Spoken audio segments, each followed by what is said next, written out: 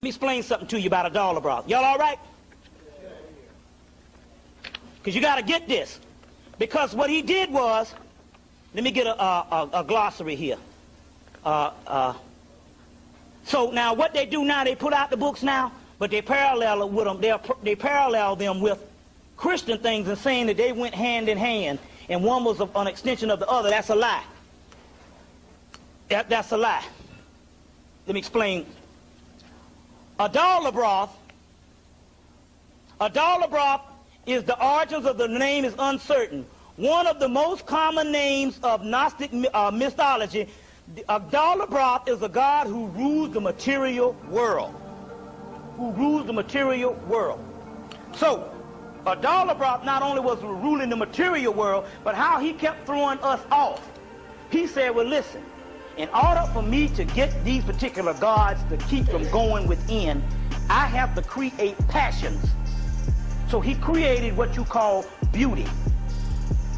And in beauty, all the creation of jewelry, all the creation of things, material things that keep you from going. You see, before then, we used to understand that we were gods, and we were just like any other thing on the earth. We could sustain ourselves and go to the highest level of spirituality because we understood that we were gods, or the knowledge of self. So what he did to throw us off, they created all kinds of material things.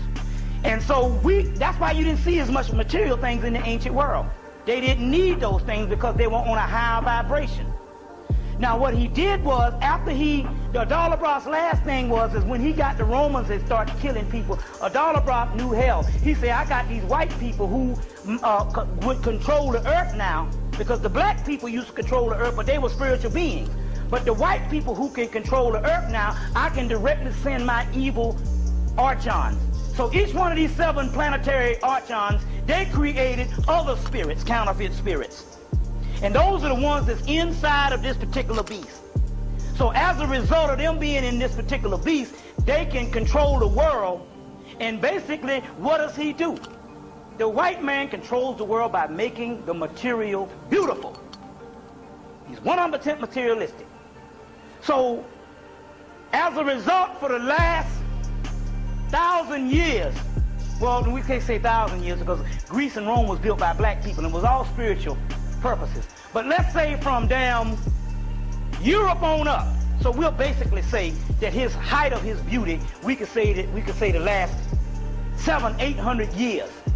And this is the magnitude of it, America, which is the home of commercialism. The white man's goal is to create beautiful and create a system that would make the earth look like heaven to trap you in it. That's why now we can't think of but one thing, getting more riches. What I'm saying is, we talking about the bare necessities. So he created beauty and passions to control people. You understand what I'm saying? But he's arrogant. He's so arrogant and so now, when he created the white man, in actuality, the white man, you say, well, how does this God function? You just look at the white man and see how the white man functions, and you can understand how this God functions. He's a jealous God. He's a vengeful and a wrath and brimstone, a killer God. You understand what I'm saying? And everything that functions, that holds this society. So when the white man writes on his dollar bill, "In God we trust," he's talking about his God. He actually has a real God. Now, this is this. Now, we got to stop for a minute because I want you to think about what I'm saying here. This God came in and this God created. He took all around the world. He took what is called the esoteric scriptures that's saying that you are gods and you belong to the host of heavens or the host of stars of heaven, and we are all one.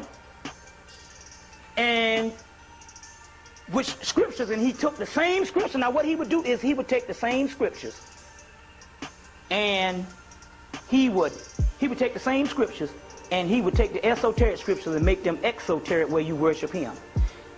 In the Gnostic scriptures, the real scriptures, they say that this God made a covenant with Abraham, his God Yahweh. And he made a covenant with Abraham and promised this little group or whatever that he would save them he would save them and everybody else would go to hell or whatever type thing, if they can somehow make the scriptures as if they got to abide by laws, obey laws and all this particular stuff. You understand what I'm saying? To hold us down and hold us down in humanity.